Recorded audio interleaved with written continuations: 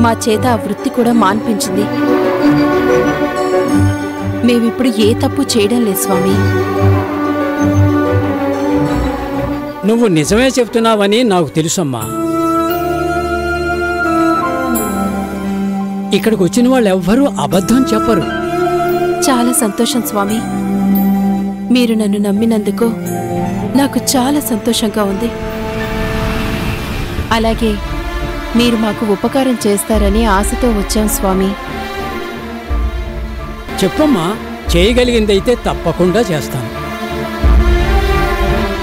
వచ్చే నవరాత్రుల్లో అమ్మవారికి జరిగే ఉత్సవాల్లో ఒక కన్యగా నా కూతురికి కూడా అవకాశం రావాలని మిమ్మల్ని వేడుకోవడానికి వచ్చాను స్వామి. సప్తమాత్రికల అవతారం ధరించే అదృష్టం వస్తే నా కూతురికి మంచి భవిష్యత్తు కలుగుతుందన్న ఆశతోనే ఇక్కడికొచ్చాను స్వామి. నీ తపన నాకు అర్థమైందమ్మా.